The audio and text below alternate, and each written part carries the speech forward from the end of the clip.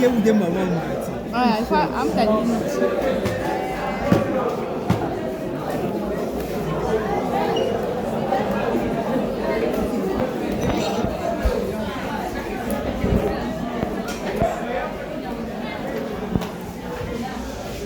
Monsieur, mesdames. Il reste 2 personnes. C'est à l'avant-dernier. Voilà. Il faut souffrir une fois pour toutes. C'est nous qui souffrons un peu plus. Allez-y, les chefs.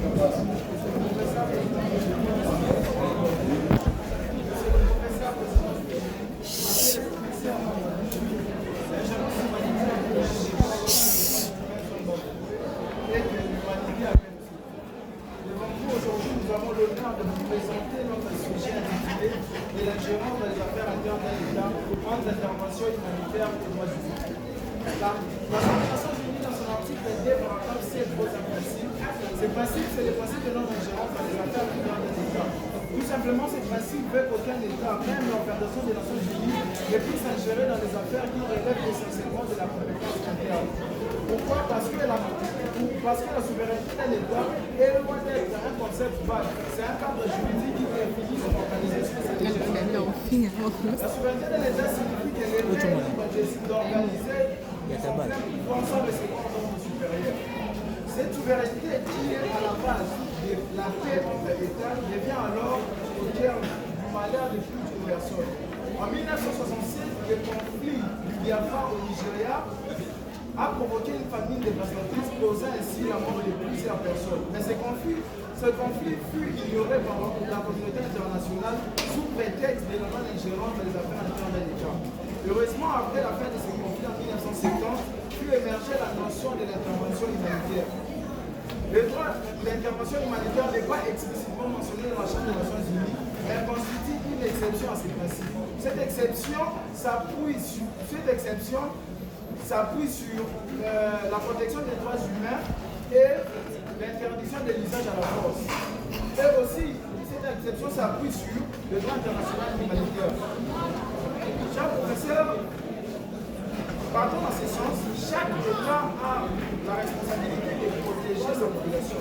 Mais lorsque l'État ne veut pas ou ne peut pas protéger sa population, la communauté internationale va intervenir. Pourquoi? Tout simplement parce que les droits humains priment sur la souveraineté étatique de manière systématique et la protection des droits humains dépasse les frontières. Les droits humains sont protégés par plusieurs textes internationaux, régionaux et nationaux, dont la Déclaration universelle des Nations Unies, les pactes internationaux et la Constitution de la RDC. Les droits internationaux humanitaires et les droits humains sont des branches complémentaires du BIP, visant à protéger la sécurité et la dignité des individus, à savoir, les droits humains s'appliquent en tout temps, mais les droits internationaux humanitaires ne s'appliquent qu'en période des conflits armés pour limiter la souffrance causée. Au regard de ce qui précède, une question centrale s'est imposée. Les droits humains priment-ils réellement sur la notion de non-ingérence ou les droits humains constituent une exception à ce principe? De cette question principale découlent des questions supplémentaires. La première est de savoir les droits humains et les principes de non-ingérence. Comment peut-on faire pour trouver un équilibre afin de réadapter tout en réalisant que les droits d'ingérence constituent un moyen efficace afin de résoudre certains problèmes internes? L'on pourrait alors émettre l'hypothèse selon laquelle la protection des droits humains en tant que norme impérative de l'us cogens tend à primer sur les principes de non-ingérence, mais sans pour autant les rendre caltifs, tout en s'adaptant à certains cadres de l'Organisation des Nations Unies. Il convient alors d'envisager un encadrement juridique plus clair du droit d'ingérence en renforçant les mécanismes multilatéraux de contrôle, notamment le mécanisme onusien. En résumé, ce travail vient démontrer que face aux violations graves des droits humains, les principes de non-ingérence ne doivent pas être un obstacle. Il cherche à montrer que les droits humains peuvent justifier une intervention extérieure dans les affaires internes d'un État. Il est possible de trouver un juste milieu entre le respect de la souveraineté des États et la protection des droits humains. chers professeurs membres du GD, merci pour votre attention. Nous remettons en vous vos questions. Merci beaucoup. Et la différence entre le droit de gérance humanitaire et le devoir de gérance humanitaire. Le devoir de gérance humanitaire, c'est plus un devoir moral. Parce que parmi les fondements de l'ingérence humanitaire, nous avons un fondement moral. C'est-à-dire que chaque État se sent concerné par la protection des droits humains. Parce que la protection des droits humains constitue parce que les droits humains constituent des droits nécessaires à la vie. Sans droits humains, en réalité, il n'existe même pas d'État. Alors, Quel est le titulaire du droit de gérance humanitaire?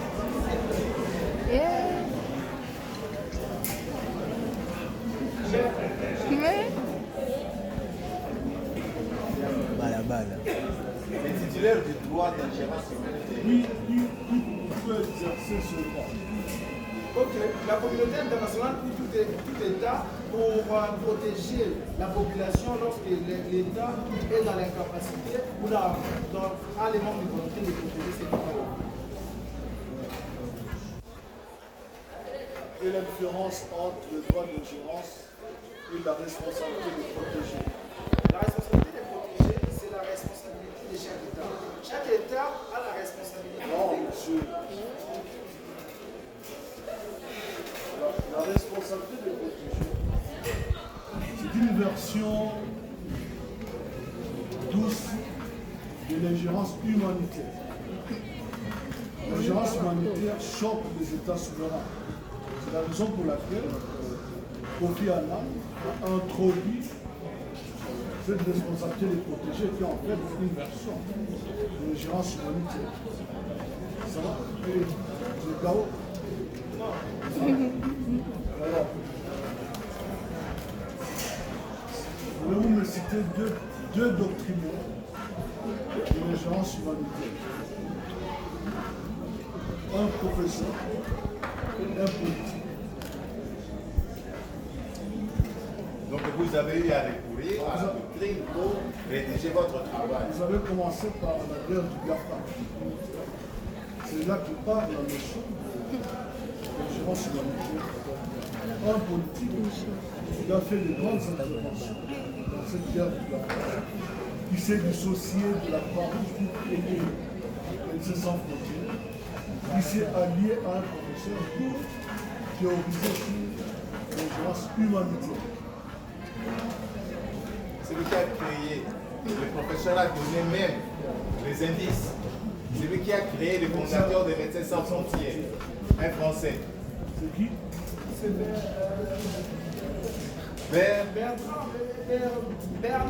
Ah, c'est Bert, oui. C'est pas Bert, mais c'est Bert. Bert de Saint-Main, c'est en Suisse. C'est Bert, oui, ça commence par Bert. C'est Bernard. Bernard maintenant, exemple, couche à ma bébé. C'est Bernard Bernard Kouchner. Alors le professeur, c'est qui? le professeur. Bala. Le professeur ne l'avait pas vraiment été.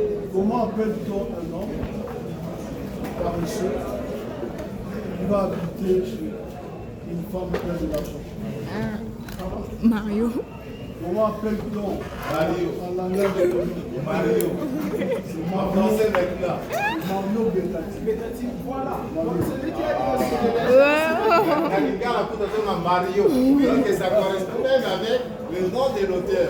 C'est vrai. je l'ai même cité au début, sauf que je ne savais pas qui C'est c'est. justement, mais il ne faut pas citer une chose. Donc il y a deux théoriciens, Mario.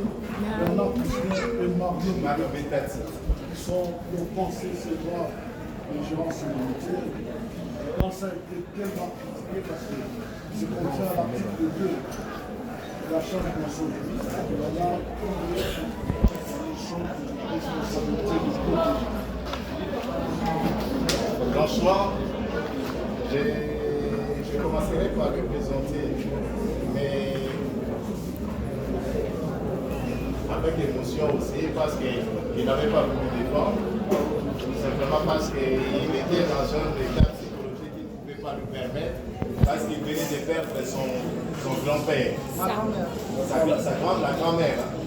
Voilà, il y avait un deuil dans la famille et que ça ne le permettait pas psychologiquement de le faire.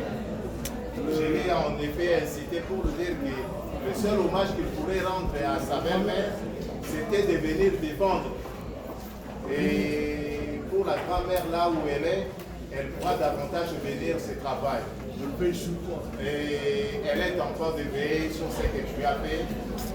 Je n'ai pas en tout cas grand chose à dire, si ce n'est qu'il lui demandait d'être toujours approprié partout où vous seriez, parce que vous lui avez rendu aussi ce travail.